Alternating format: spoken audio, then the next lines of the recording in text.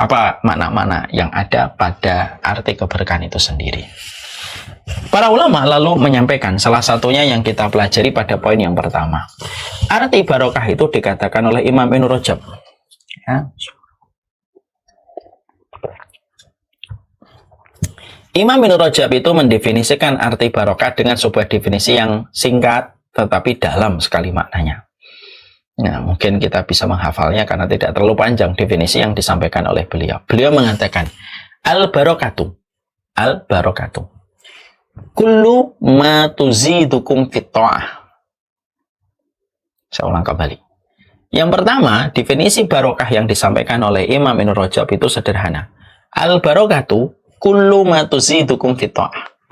Kullu ma tuzidukum fit ta'ah itu seluruh perkara di mana perkara itu menambah ketaatan dirimu kepada Allah. Setiap perkara yang menambah ketaatan dirimu kepada Allah, maka perkara itu adalah barokah. Selamat datang di channel Langkah Iman Istiqomah. Jangan lupa like, komen, dan subscribe. Dan semoga kita semua mendapatkan ilmu yang bermanfaat. Amin. Alhamdulillah, tentunya senang sekali kita pada kesempatan hari ini kita berjumpa di Taman Ilmu dan tidak ada tempat kita untuk selalu bersyukur kecuali bersyukur kepadanya. Karena syukur itu sering saya sampaikan, syukur itu kayak saringan. Sebagaimana saringan air, merubah yang kotor menjadi bersih, merubah yang keruh menjadi bening, merubah yang tidak bisa dikonsumsi menjadi layak dikonsumsi. Kalau kita letakkan air pada air yang kita suling. Sama pula sesungguhnya kehidupan kita, kalau kita meletakkan hati yang bersyukur, maka yang keruh pada kehidupan kita, maka yang keruh maka akan menjadi bening, maka yang sempit akan menjadi lapang, maka yang berantakan akan menjadi rapi selama kita senantiasa bersyukur kepada Allah atas segala anugerah yang Allah berikan kepada kita. Dan tentunya kita faham, semakin kita bersyukur, semakin hilang penyakit hasad dan buruk sangka pada diri kita. Karena kita menikmati dan bersuka cita terhadap apa yang kita peroleh dan tidak perlu mata kita menjadi hasad terhadap apa yang telah diperoleh orang lain. Inilah yang menjadikan kita bersyukur. Semoga kita tidak pernah kehabisan alasan untuk bersyukur kepada Allah. Sebagaimana Nabi Sulaiman. Nabi Sulaiman itu melihat semut saja yang berjalan, itu pun sudah cukup menjadikan Nabi Sulaiman bersyukur kepada Allah. Rabbi auzi'ni an ashkura ni'mataka allati an'amta alayya wa an a'mala salihan tardahu wa aslih li fi dzurriyyati inni tubtu ilaika wa inni minal muslimin. Tentunya ketika Nabi Sulaiman mengucapkan doa ini menunjukkan rasa syukurnya kepada Allah hanya karena melihat semut yang menyelamatkan diri supaya tidak terinjek oleh pasukannya Nabi Sulaiman. Artinya orang yang beriman itu melihat segala sesuatu selalu memiliki alasan untuk bersyukur kepada Allah. Nah, inilah yang menjadi sebuah kebaikan pelajaran untuk kita. Semoga setiap apa yang kita jumpai, setiap apa yang kita peroleh pada rumah kita, pada apapun barang yang sudah kita miliki, menjadikan kita bertambah syukur kita kepada Allah. Karena sesungguhnya disitulah kita paham, bukan bahagia yang menjadikan kita bersyukur, tapi bersyukurlah, pasti kita akan dibahagiakan oleh Allah Subhanahu wa Ta'ala. Itulah yang menjadikan kita bersyukur. Amin insyaallah. Kita tentunya ketika kita menyadari kita hidup pada sebuah zaman yang disebut dengan zaman kapitalisme. Kita hidup pada zaman materialisme. Dan di antara dampak yang kita rasakan, polusi dan radiasi ketika kita hidup pada zaman materialisme dan kapitalisme, kita menjumpai dan kita mendapati definisi kebahagiaan dan definisi kehidupan itu dibentuk oleh paham materialisme dan paham kapitalisme. Di antara yang kita peroleh dan di antara yang kita dapatkan, bahwasanya paham materialisme itu menetapkan standar bahwasanya kebaikan hidup kita ketika kita memiliki kelapangan finansial, ketika kita sudah bebas finansial, kita mendapatkan apa yang kita mau, angka digit yang kita miliki begitu banyak, maka paham kapitalisme, paham materialisme menetapkan itulah yang dinamakan dengan standar kualitas kehidupan berdasarkan angka digit yang kamu peroleh, berdasarkan profit besar yang kamu dapatkan, dan berdasarkan fasilitas kehidupan yang kamu mampu kuasai dan mampu kamu miliki. Dan itulah yang ditetapkan di dalam standar kapitalisme dan materialisme. Tentunya kita harus paham, orang yang beriman berdiri di atas standar keimanan. Standar keimanan itu tidak sama dengan standar materialisme dan kapitalisme. Kita tidak ingin terseret kepada paham yang dibangun oleh materialisme dan kapitalisme. Karena tentunya standar yang dibuat oleh kapitalisme, materialisme ketika menetapkan standar kualitas pada kehidupan didasarkan kepada profit dan fasilitas duniawi yang mampu diperoleh seseorang, Tentunya ini berbahaya karena ini merupakan pemikiran yang akan meminta banyak tumbal dan banyak korban supaya orang itu bisa mendapatkan profit yang besar, mendapatkan kehidupan duniawi yang berlimpah. Kalau ini sampai kita aminkan, maka akan rusak banyak kualitas kebaikan kehidupan manusia karena setiap orang akan melakukan apa saja supaya mendapatkan profit dan mendapatkan keuntungan yang besar untuk menunjang kualitas mereka di dalam kehidupan. Dan ini bukan pilihan kita seharusnya. Orang yang beriman tentunya dia berdiri di atas keimanan. Dan sesungguhnya keimanan itu memiliki sudut pandang, memiliki paham, dan memiliki standar yang berbeda dengan paham apapun, termasuk di dalamnya paham materialisme. Dan inilah yang menjadikan kita akhirnya tergerak untuk tahu bagaimana Islam itu menetapkan standar kualitas pada kehidupan kita, karena kita harus mengerti bagaimana standar kualitas pada kehidupan kita, supaya kita mampu meraba, mendiagnosa pada diri kita, apakah sudah mendapatkan kualitas itu, apakah anak kita akan kita arahkan mendapatkan kualitas itu, setelah kita mengetahui apa itu standar kualitas kita di dalam kehidupan, yang tentunya tidak akan bisa kita mendapatkan kualitas itu sampai kita mengetahui ilmunya, apa standar yang dipasang oleh Allah dan Rasul-Nya di dalam masang standar kehidupan yang harusnya kita peroleh pada kehidupan ini. Ya, inilah yang menjadikan kita akhirnya mengerti apa yang disampaikan oleh para ulama. Tidak ada kualitas yang berharga pada kehidupan kita kecuali adalah mendapatkan keberkahan. Karena nilainya, karena kualitas hidup tidak mengacu kepada angka deret, kualitas hidup tidak mengacu kepada tingginya jabatan dan sosial yang kita miliki, tetapi sesungguhnya kualitas kehidupan itu terletak pada keberkahan yang kita peroleh pada kehidupan, karena keberkahan itu merupakan sebuah posisi dan sebuah perkara yang besar di sisi Allah, yang Allah tidak turunkan kecuali mereka yang pantas mendapatkan keberkahan, dan siapapun yang mendapatkan keberkahan, maka dia telah mengunci kebaikan hidup di dunia dan mendapatkan kebaikan dalam kehidupan di akhirat kalau mereka mendapatkan keberkahan pada kualitas hidup mereka. Inilah sesuatu yang tidak bisa dibedah secara teori, secara pasti ketika kita sudah membicarakan tentang keberkahan hidup. Karena keberkahan hidup itu melampaui nilai yang kita dapatkan di universitas. Keberkahan hidup itu melampaui materi dan teori ekonomi makro ataupun mikro, karena keberkahan hidup itu melampaui apapun dari link dan circle yang kita miliki, karena berkah itu turun di sisi Allah, dan apapun yang turun di sisi Allah itu kedudukannya jauh lebih tinggi daripada apapun yang dimiliki oleh manusia dengan seluruh pencapaian yang mereka mampu wujudkan. Nah, inilah yang menjadikan kita akhirnya memahami, oh berarti kualitas kehidupan kita terletak pada keberkahan. Dan keberkahan itulah yang sejatinya kita raba, kita diagnosa, kita bedah apa itu makna keberkahan. Sudahkah kita memperoleh keberkahan itu? Sudahkah kita memahaminya juga? Dan apakah ini pula yang nanti kita wariskan kepada anak kita? Karena mewariskan keberkahan itu harusnya itulah yang menjadi lebih panjang kebaikannya daripada mewariskan harta menjadi warisan untuk anak kita. Karena harta warisan akan habis. Tapi keberkahan kita ketika kita mendapati dan mewariskan keberkahan itu kepada anak-anak kita karena pendidikan kita yang kita berikan, keberkahan itu long lasting. Dan kebaikannya melampaui semua apapun yang bisa dilakukan oleh manusia, karena keberkahan hanya turun dari sisinya Allah kepada orang-orang yang Allah kehendaki. Nah, inilah yang menjadi sebuah perkara besar. Ketika kita memahami itu, tetapi di sisi yang lainnya tentunya kita paham, banyak di antara kita juga terkadang masih asing dengan kata berkah ketika kita menguliknya secara lebih mendalam. Mungkin kata barokah itu familiar di dalam lisan kita, familiar pula ketika kita mendengarnya. Tapi jujur, kita harus tahu dan kita harus paham bahwasanya barokah itu merupakan sebuah kata yang terkadang banyak di antara kita tidak mengetahui artinya berkah itu apa. Makanya ironis ya, banyak orang yang mengatakan berkah, banyak orang yang sering berucap kata berkah kepada orang lain, tapi ternyata justru dia menjadi orang yang tidak tahu apa itu barokah dan bagaimana konsekuensi yang didapatkan kalau dia mendapatkan keberkahan dalam kehidupan. Nah, inilah yang menjadikan kita harus mengerti bagaimana makna barokah itu. Kita bedah bagaimana artinya, bagaimana katanya, supaya dengan mengetahui maknanya yang benar, maka kita tidak terseret dengan apa yang dilihat banyak orang, kita tidak terseret dengan apa yang trending, apa yang tren yang dibangun oleh masyarakat kebanyakan ketika mereka mendefinisikan berkah tanpa ilmu, tapi saatnya mendefinisikan keberkahan itu sesuai dengan definisi ilmu yang disampaikan oleh Allah dan Rasul dan para ulama yang berjalan di atas jalan kebenaran. Nah, itu yang akan menjadi pembahasan kita.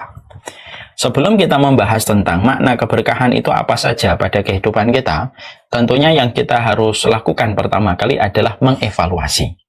Jadi sebelum kita mendefinisikan M yang kedua, ada M yang pertama, mengevaluasi dulu. Jadi nanti ada 2 M, mengevaluasi dan mendefinisikan. Kita mengevaluasi dulu bahwasanya apa yang kita evaluasi dari kata barokah, ketika kebanyakan manusia itu mendefinisikan barokah itu selalu identik dengan banyaknya harta. Ini kan kita evaluasi sesuai dengan evaluasi yang dilakukan Allah dan Rasul-Nya, dan kita mengikuti Allah dan Rasul. Maka mengevaluasi yang pertama itu adalah salah kaprah. Kalau banyak orang masih menganggap bahwasanya keberkahan itu selalu dilihat kepada harta dan selalu dilihat kepada finansial yang besar yang dia capai dan dia peroleh, ini merupakan sebuah kesalahan dan harus dievaluasi. Masyarakat kita kalau ada yang memiliki mobil yang banyak, mobilnya berjejer dengan harga fantastik, rumahnya ada di mana-mana, kemudahan dia di dalam bisnisnya, kerajaan dagangannya menjadi besar yang dulunya kecil, maka secara otomatis banyak orang langsung mendefinisikan ini adalah berkah hidupnya. Ada suami duduk sama istri melihat bagaimana rumahnya yang besar, mobilnya yang berjejer, lalu berkata, alhamdulillah kehidupan kita sudah barokah. Ini yang sering diucapkan oleh manusia. Kebanyakan manusia itu sering berucap semacam ini, yaitu keberkahan itu berbanding lurus dengan kelapangan masalah finansial. Sebaliknya, kalau ada orang di dalam bisnisnya dia gagal, di dalam dagangannya dia tidak terlalu sukses, mobilnya adalah mobil biasa, pekerjaannya banyak mendapatkan kesulitan, maka yang terjadi pada pikiran orang kebanyakan adalah orang ini tidak barokah.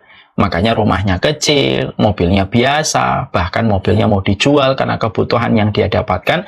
Langsung mereka mengkaitkan kehidupan orang itu minus barokah karena dengan berbagai macam keterbatasan finansial. Tentunya ini harus kita evaluasi untuk saya dan untuk kita. Karena memang kita semuanya sama. Dulu waktu saya SMP, SMA pun sama. Oh, berarti kalau kaya itu barokah, kalau tidak kaya itu tidak barokah. Padahal ini merupakan perkara yang sangat berbahaya. Kalau kita mengartikan dan mendefinisikan keberkahan itu terletak kepada orang kaya dengan kekayaan finansialnya, maka kita akan menghormati habis-habisan orang kaya, meremehkan orang miskin. Kita tidak bisa mencintai orang miskin, tetapi kita merendahkannya. Dan kita akan terus menjilat kepada orang kaya, karena kita menganggap keberkahan pada harta mereka itu merupakan keberkahan di sisi Allah. Dan itu tentunya tindakan yang salah. So, makanya disinilah kita harus luruskan, keberkahan itu tidak ada kaitannya dengan harta. Keberkahan itu tidak ada kaitannya dengan finansial. Karena kita juga harus paham, kita harus mengerti bahwasanya kita menjumpai Allah itu kalau memberikan harta kepada manusia itu pada dasarnya ada 2. Ada yang Allah berikan kepadanya harta, beriringan dengan ilmu dan ketakwaan yang dia miliki, maka hartanya dijadikan tunggangan olehnya menuju kepada kebaikan ilmu dan amal yang dia kerjakan. Maka hartanya menjadi kendaraan bagi dia untuk merealisasikan setiap ilmu dan setiap kebenaran yang dia peroleh. Maka faktor pendukungnya itu, support sistemnya itu pada harta yang dia miliki. Kalau ada orang diberikan harta pada kondisi yang semacam ini, berarti Allah memberikan kepadanya harta menjadi ujian sekaligus penolong atas komitmen ilmunya dan komitmen dia beramal atas ilmu yang dia pelajari. Maka itulah yang kemudian menjadi itu menjadi makna yang pertama, bahwasanya ada harta yang diberikan oleh Allah karena Allah ridho. Dan harta itu dipakai sama orang yang mendapatkan harta menjadi kendaraan, mengamalkan seluruh ilmu dan kebenaran yang dia peroleh. Sebagaimana Nabi Sulaiman, sebagaimana Utsman bin Affan, sebagaimana Abdurrahman bin Auf. Mereka diberikan anugerah harta, walaupun itu adalah ujian tersendiri nanti di hadapan Allah, tapi mereka mengubah harta itu menjadi kendaraan mereka, mengamalkan setiap kebenaran dan ilmu yang mereka peroleh dari sisi Allah. Dan hartanya menjadi support system untuk mewujudkan dan merealisasikan. Memang ada yang pertama semacam ini, tapi ada faktor pendukungnya ketika mereka memiliki ilmu dan komitmen untuk beramal. Ada yang kedua, ada orang yang mereka itu diberikan oleh Allah harta, tapi bukan karena Allah senang, tetapi justru karena Allah itu murka. Lalu Allah berikan kepadanya harta bukan karena Allah itu ridho. Sebagaimana tubuh dikasih gula terus-menerus. Memang tampaknya manis, tapi lama-lama dampak dari gula itu menggerogoti tubuh kita. Bukankah gula itu ganas? Bukankah gula itu jahat kalau sudah berlebihan?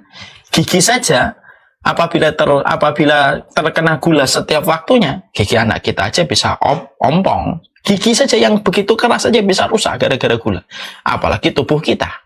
Ada yang kedua, orang yang diberikan oleh Allah harta, tetapi Allah memberikan kepadanya harta bukan karena Allah ridho. Tapi Allah memberikan kepadanya harta sebagaimana tubuh mendapatkan siraman gula yang terlalu banyak. Yang justru dengan semakin banyaknya harta yang Allah berikan kepadanya bukan karena Allah ridho, tapi karena Allah melihat dia banyak melakukan tindakan melampaui batas, banyak melakukan kemaksiatan, banyak melakukan dosa. Maka Allah berikan hukuman kepadanya, dan hukuman itu dua. Ada hukuman yang pahit, ada hukuman yang terasa manis. Hukuman pahit itu biasanya mendapatkan sakit, mendapatkan goncangan alam, mendapatkan musibah-musibah pada hidupnya. Itu hukuman pahit. Tapi ada hukuman yang kedua, hukuman yang manis, kayak gula. Yang terlalu banyak menyirami kehidupan tubuh, akhirnya merusak kehidupan kita. Darahnya terlalu manis, akhirnya lambungnya, jantungnya, semuanya terkena dampak ketika gula terlalu manis, masuk ke dalam peralihan darah. Maka ada yang kedua, orang yang mereka itu mendapatkan harta, bukan karena Allah itu ridho, bukan karena Allah itu senang, tetapi justru karena Allah itu membencinya. Allah memberikan kepadanya dunia, dan dengan dunia itu dia diberikan hukuman, semakin jauh, semakin amnesia dia kepada Allah. Dengan harta berlimpah yang dia peroleh dan dia dapatkan, dengan harta itu dia tertimbun. Dengan harta itu sebagaimana semut di dalam lumbung padi, dia tertimbun sampai mati, dan dia mati pada kondisi sedang amnesia terhadap Allah karena banyaknya gula-gula kehidupan yang hadir pada hidupnya. Dan inilah yang menakutkan. Inilah yang sering dikenal oleh kebanyakan masyarakat dengan kata istidraj. Makanya Allah menyampaikan kepada kita pada surat Al-An'am 44. Ayat ini layak menjadi sebuah perenungan sekaligus pula menjadi petunjuk serta evaluasi untuk kita. Allah menyampaikan pada surat Al-An'am 44. Falamma nasu ma dzukiru bihi fatahna 'alaihim abwaaba kulli syai'in hatta idza farihu bima utu akhadnahum baghtatan fa idahum mublisun. Allah menyampaikan, falamma nasu ma dzukiru bihi. Wah, itu berfirman, kalau kami dapati manusia, sekerumun manusia, nasu, mereka melupakan ya apa yang Allah berikan peringatan untuk mereka. Jadi kalau ada manusia, baik itu dalam tingkatan pribadi, tingkatan keluarga, tingkatan masyarakat atau negara. Jadi disebutkan kata nasu pada ayat ini surat Al-An'am 44, ini menggambarkan seluruhnya, baik tingkatan pribadi, keluarga, masyarakat ataupun negara. Kalau semua komponen ini dari tingkat yang terkecil sampai tingkat yang terbesar, mereka nasu itu melupakan ayat Allah. Dikasih peringatan, dikasih petunjuk, dikasih hukum, dikasih syariat, ternyata dilupakan semuanya. Mereka melampaui batas dan tetap melakukan pelanggaran terhadap petunjuk-petunjuk yang Allah berikan pada kehidupan mereka. Maka lihatlah ayat ini. Allah tidak mengatakan kami adab mereka, kami cabut nyawanya, kami kasih mereka sakit, kami kasih mereka ketimpangan ekonomi, kasih mereka kemelaratan. Enggak, Allah nggak mengatakan itu pada ayat ini. Allah menyampaikan falamma nasu ma dzukiru bihi. Kalau kami dapati manusia sudah lupa terhadap peringatan yang kami berikan kepada mereka, fatahna, kami bukakan kepada mereka abwaaba kulli syai'in. Kami bukakan semua kesenangan duniawi untuk mereka. Kayak gula-gula yang dibuka secara bebas.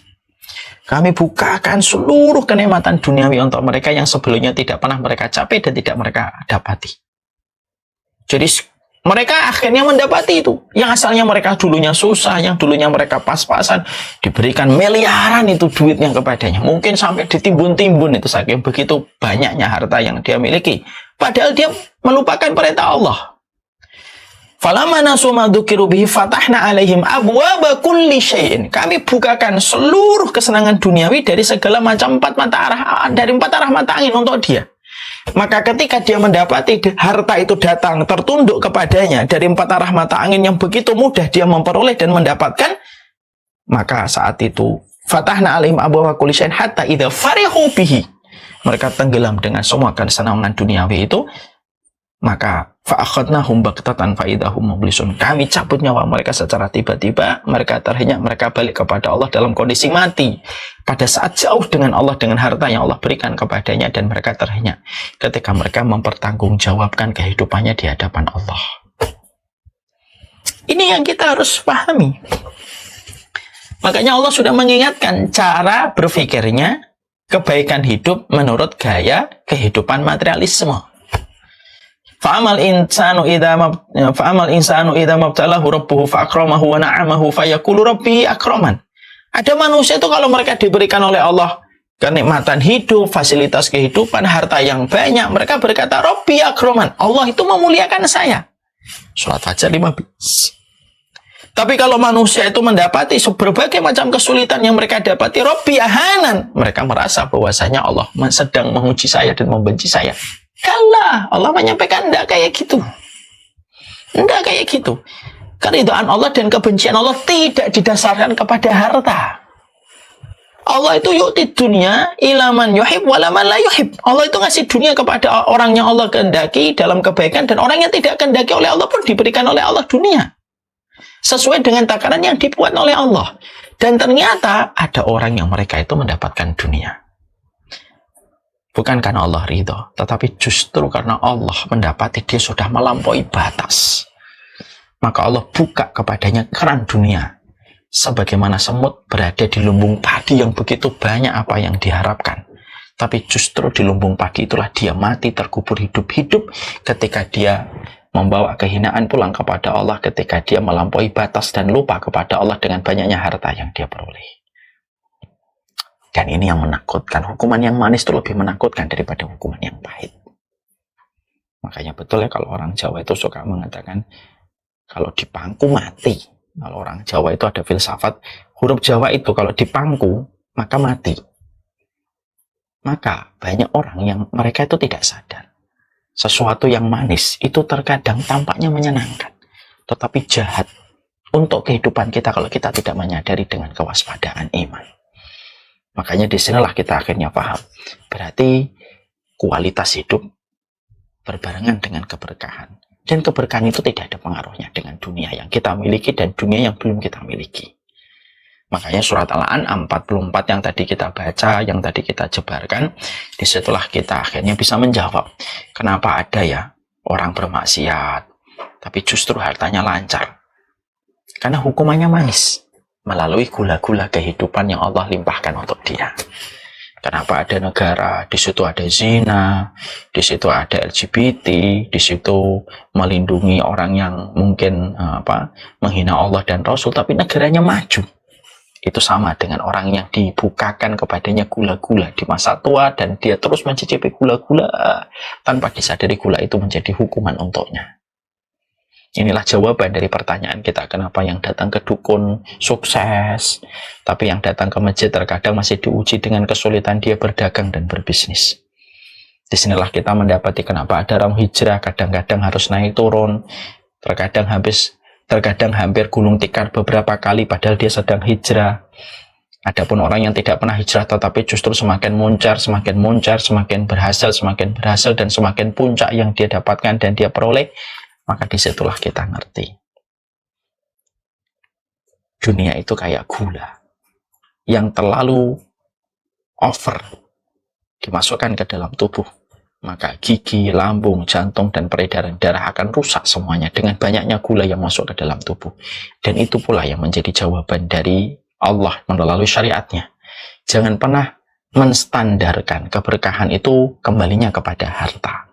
Karena tidak ada kaitannya, keberkahan itu ditentukan oleh harta. Dan inilah yang menjadi sebuah evaluasi. Karena tadi saya menyampaikan materi ini melalui 2M, mengevaluasi baru mendefinisikan.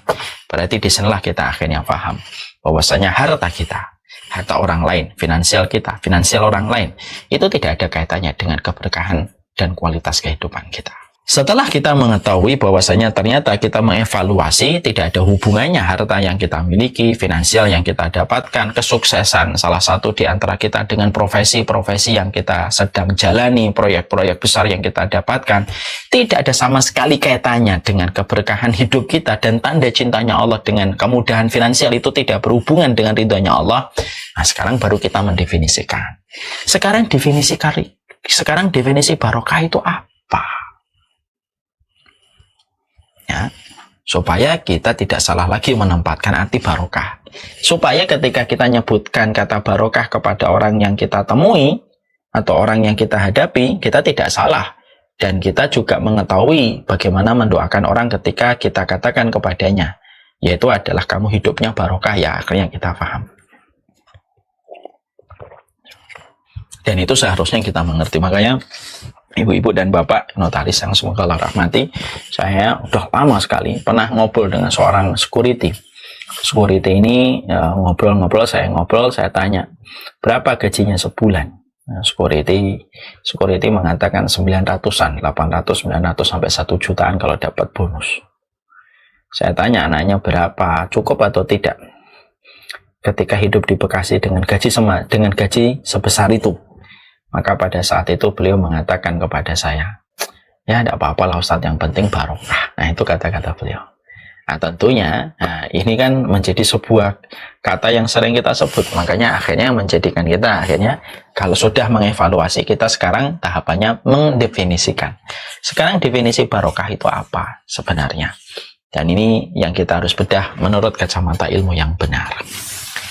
Para ulama lalu menerangkan kepada kita, definisi barokah itu memiliki makna yang beragam dan variatif sesuai dengan para ulama ketika mendefinisikan arti barokah itu.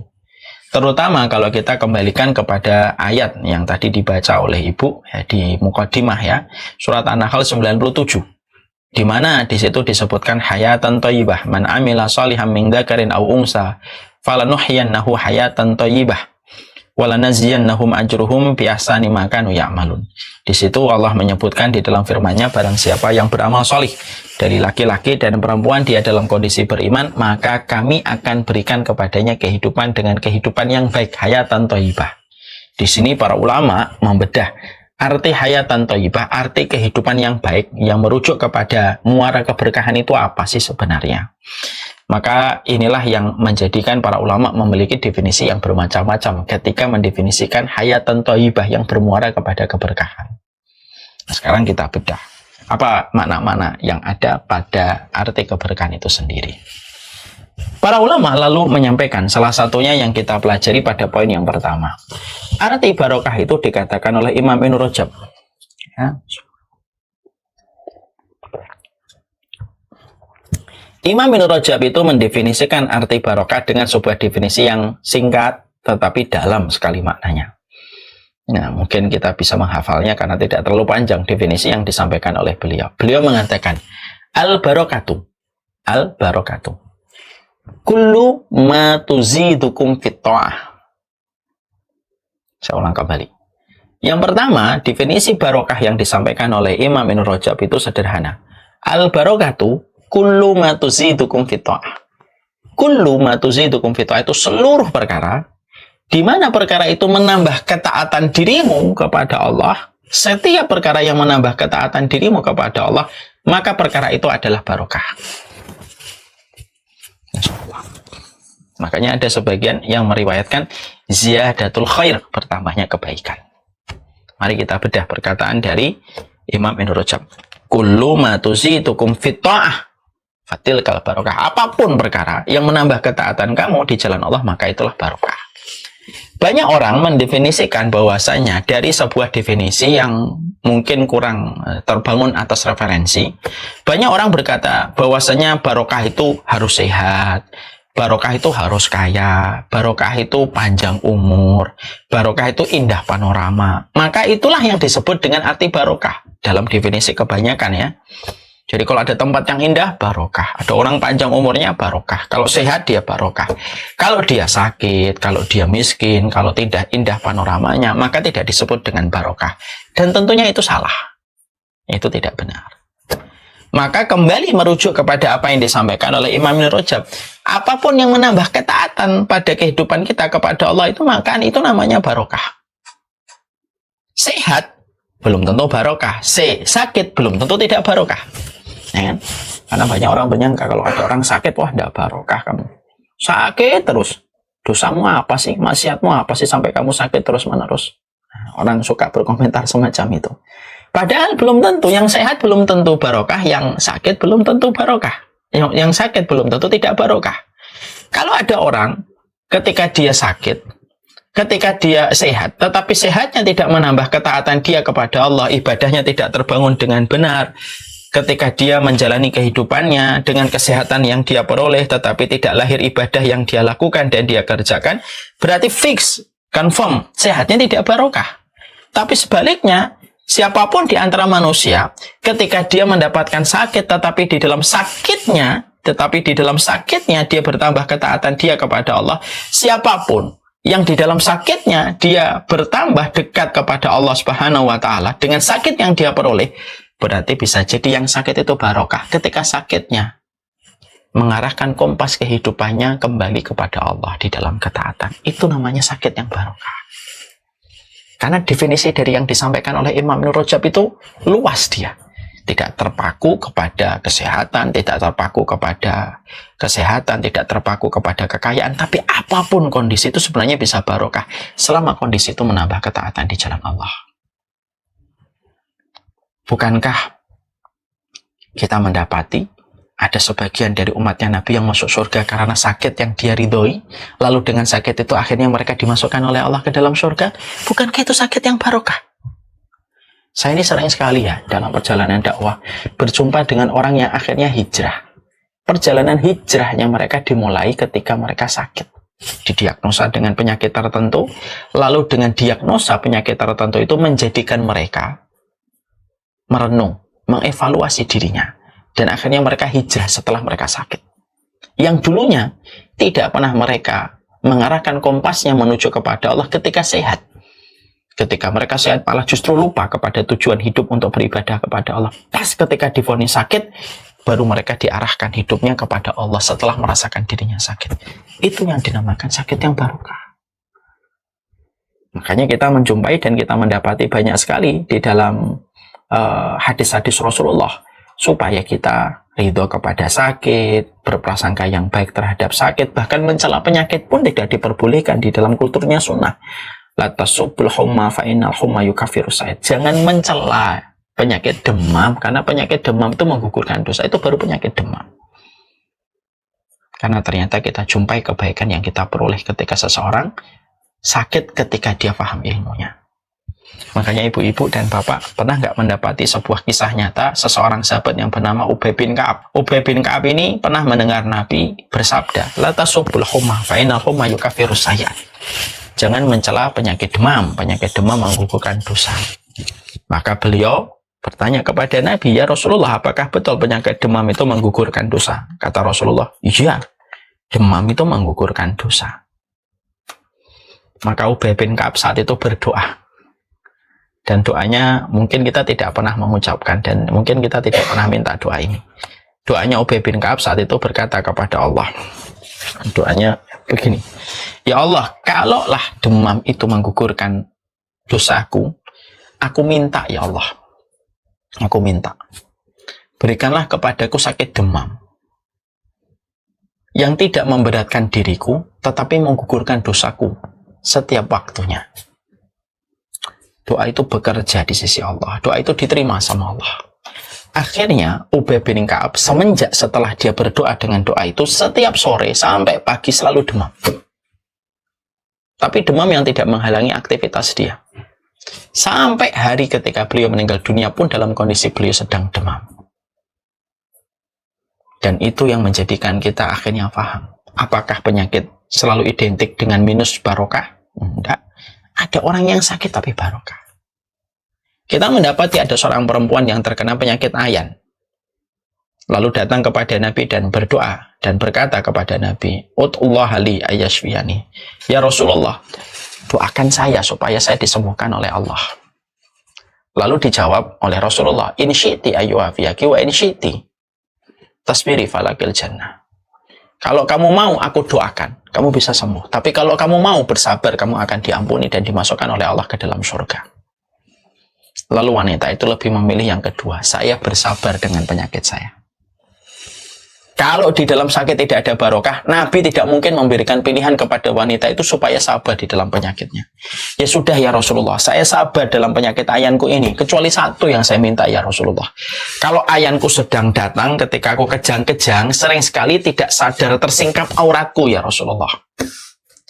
Maka aku sabar terhadap penyakit ayanku, tetapi tolong tutup Aku minta kepada Allah secara khusus supaya menutup auratku ketika penyakit ayanku sedang datang. Dan Nabi mengaminkan.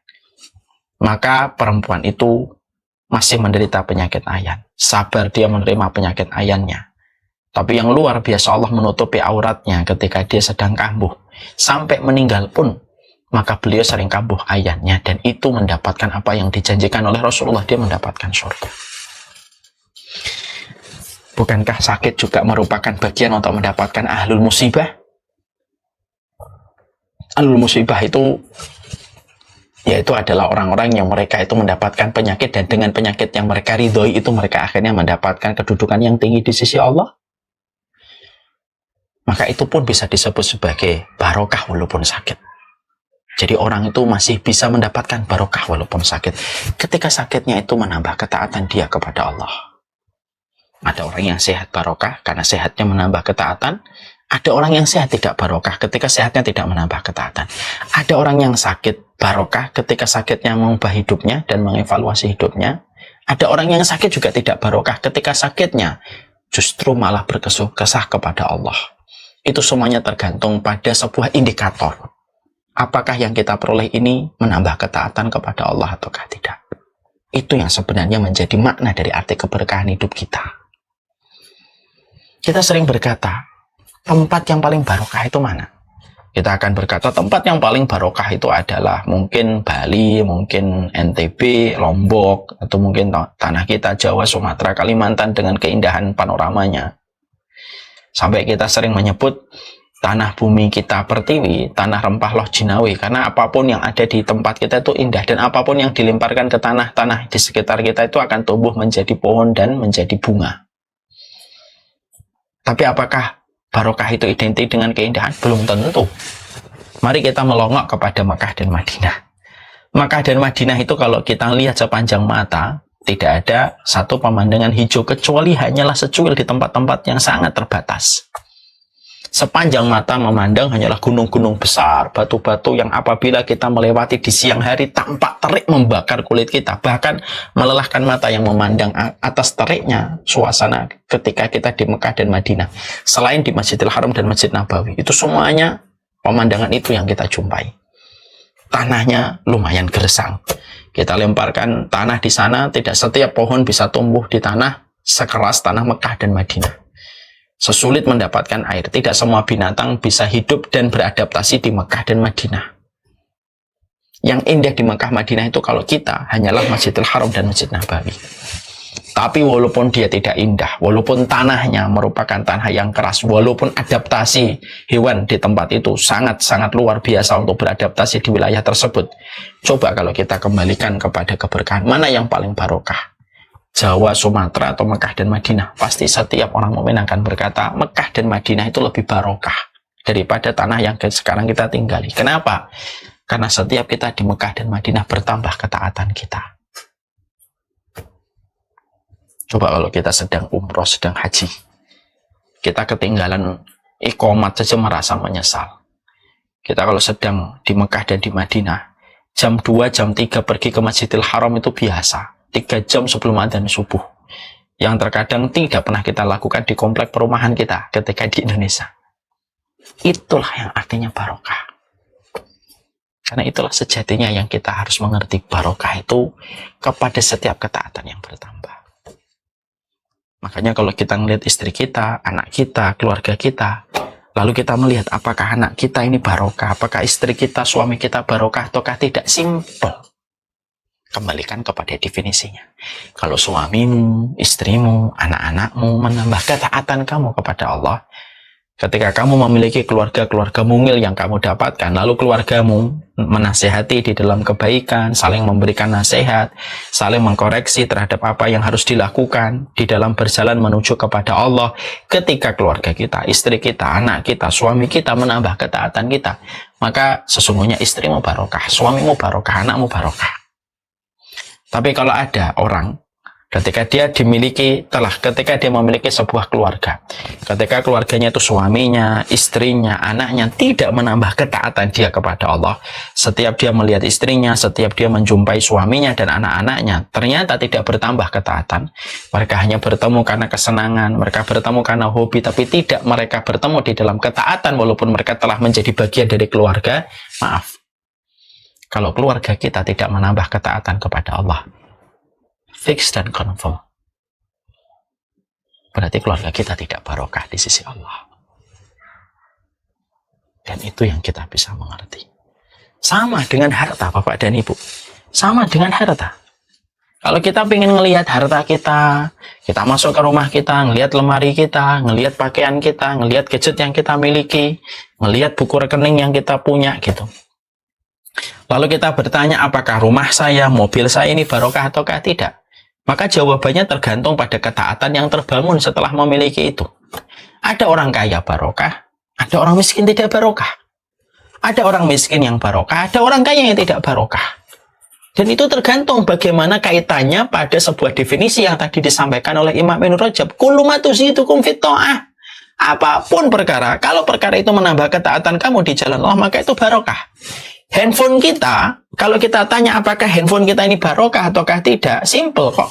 Kalau handphone ini membangun ketaatan kamu kepada Allah, dari handphone ini akhirnya taatnya kita kepada Allah, ibadah kita kepada Allah menjadi terbangun setelah kita memiliki handphone, memiliki iPad, maka berarti handphone kamu, berarti iPad kamu adalah iPad dan handphone yang barokah. Tapi ketika yang kamu miliki tidak menambah ketaatan kamu di jalan Allah, maka sesungguhnya itu bukan barokah. Bisa jadi yang kaya, belum tentu barokah. Bisa jadi yang miskin, belum tentu yang miskin itu hina, tapi justru barokah. Atau sebaliknya, kadang-kadang yang kaya barokah, karena semua kekayaan yang dia miliki dipakai untuk menjadi kendaraan dia menuju kepada Allah. Kadang-kadang yang miskin belum tentu barokah malah. Karena apa? Maka di pikirannya itu cuma harta aja tiap waktu dan tiap harinya. Dan itulah kaitannya dengan keberkahan pada kualitas kehidupan kita. Jadi nomor satu ini kalau akhirnya kita relate pada kehidupan kita sehari-hari, akhirnya kita paham. Sesimpel itu dan sesederhana itu. Ketika kita ingin mendefinisikan dan mencocokkan definisi ini kepada kehidupan kita. Mobil kita, rumah kita, istri kita, suami kita, anak kita, rumah kita, semuanya.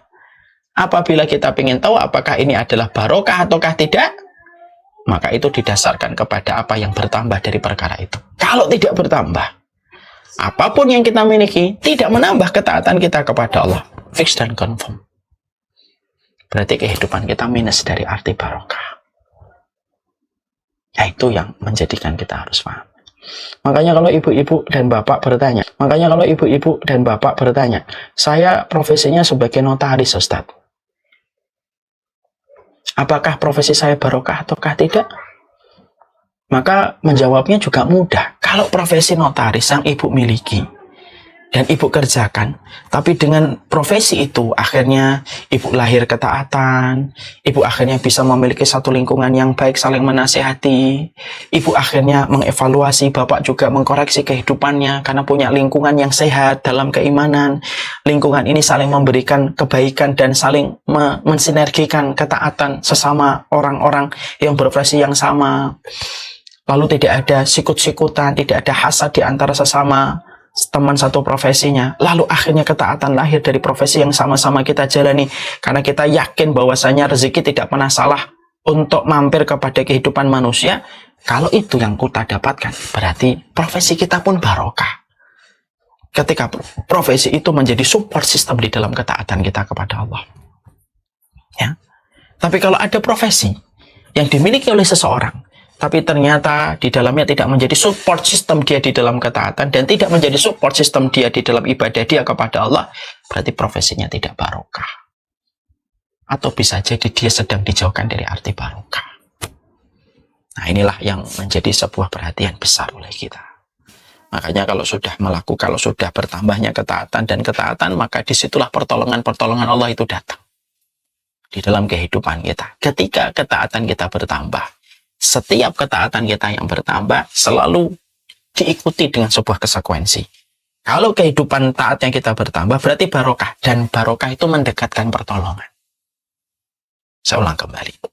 Ustadz, tanda barokah itu bertambahnya ketaatan. Kullu ma tuzidukum fitwah. Betul.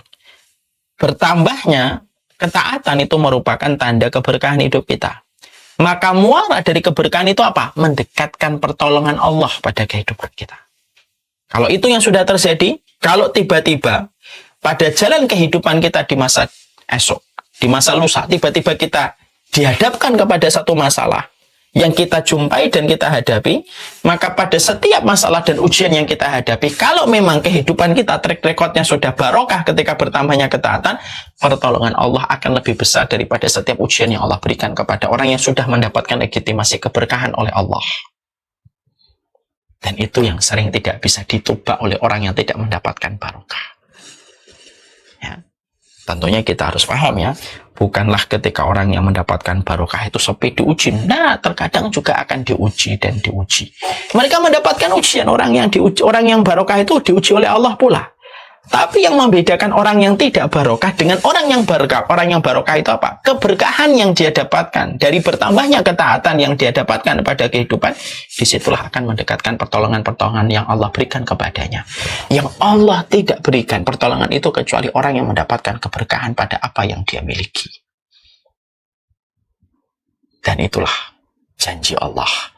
Janji Allah itu dekat kepada orang yang barokah pada kehidupan mereka. Pertolongan Allah juga dekat kepada mereka yang mendapatkan barokah pada kehidupan mereka. Arti keberkahan itulah yang nantinya menjadi sebuah jaminan mendapatkan pertolongan dari Allah. Makanya inilah yang menjadikan akhirnya kita memahami dari definisi yang pertama, akhirnya kita bisa menempatkan definisi ini dalam segala sesuatu. Kalau kita melihat sesuatu, pakailah definisi Imam Ibn Rajab.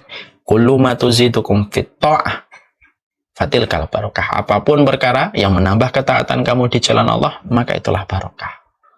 Itulah barokah. Dan itulah yang maknanya sangat luar biasa di dalam kehidupan. Ya. Maka inilah yang pertama dari definisi arti barokah yang disampaikan oleh Imam Ibn Rajab. Yang kedua, para ulama lalu mendefinisikan bahwasanya arti barokah itu apa. Maka dijelaskan di dalam beberapa penjelasan bahwasanya arti barokah itu yang kedua adalah ketika seseorang itu mereka diberikan oleh Allah sebuah ma'isyah, sebuah penghidupan yang halal. Maka itu juga merupakan barokah. Ketika seseorang itu mendapatkan ma'isyah itu penghidupan, ketika dia mencukupi keluarganya, ketika dia memberikan kepada dirinya, kepada keluarga yang dia cintai dengan harta-harta yang halal. Dengan harta yang halal itu menopang bagaimana kehidupan dia, sampai akhirnya harta halal itu berputar kepada dirinya dan dipergunakan harta yang halal pada jalan yang diridhai oleh Allah Subhanahu wa taala, maka itu pun merupakan arti dari keberkahan itu sendiri. Terutama ketika kita hidup pada zaman fitnah, ketika orang tidak lagi memperdulikan yang halal dengan yang haram. Ya, kita hidup pada zaman ketika Rasulullah sudah memberikan sebuah keterangan. Sayati zamanun 'alan nas la yubalil mar'u min aina. Apa? Sebentar Abi lagi dakwah ya, Nak. Kata Rasulullah SAW, Nabi menyampaikan kepada kita akan datang satu waktu ketika manusia itu tidak lagi memperdulikan min aina akhadal mal, dari mana dia mengambil hartanya. Ahuwa halalun am huwa haramun, apakah itu halal ataukah itu haram. Maka ketika zaman itu sudah datang, lalu ada orang yang diteguhkan oleh Allah hatinya supaya dia hanya mengambil yang halal sebagaimana lebah ketika tidak mengambil kecuali yang baik. Orang yang berprinsip hidupnya sebagaimana lebah, dia tidak mengambil kotoran sebagaimana lalat, dia tidak singgah kepada tempat yang menjijikkan sebagaimana lalat, dia hanya mengambil sesuatu yang baik, dia mengambil putik-putik dalam satu pohon, lalu dari putik madu yang dia peroleh, dia berikan kepada keluarganya, siapapun mereka yang diberikan jalan kehidupannya sebagaimana lebah hanya mengambil yang baik, maka itu adalah tanda keberkahan. Kenapa? Boleh sana. Ya. Maka dia mendapatkan keberkahan. Jadi mana keberkahan yang kedua itu apa? Ketika saya, Bapak dan Ibu semuanya, lalu Allah jadikan kehidupan kita Sama dengan kehidupan lebah. Kan kita paham ya, lebah ini merupakan salah satu binatang yang diberikan oleh Allah keistimewaan sebagaimana semut, sebagaimana kuda perang. Ya, maka dia memiliki keistimewaan. Allah kalau ingin memberikan keberkahan kepada manusia, maka dijadikan hidupnya itu kayak lebah.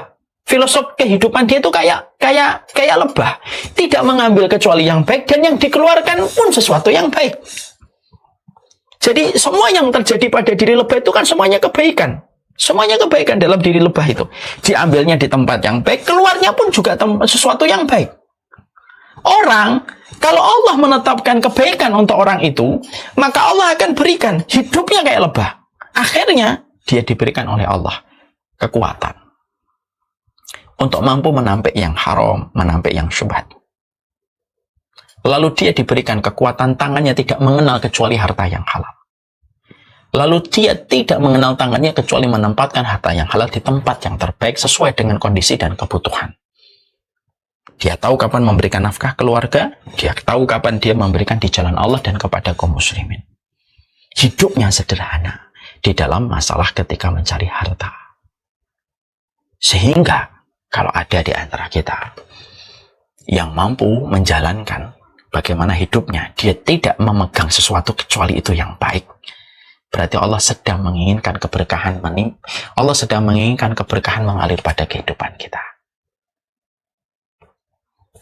Kalau seseorang itu sudah mendapatkan sebuah kehidupan yang halal, jauh dari yang haram dan jauh dari yang syubhat, tentunya kita harus mengerti ya, konsepnya harta itu sudah sering saya menyampaikan.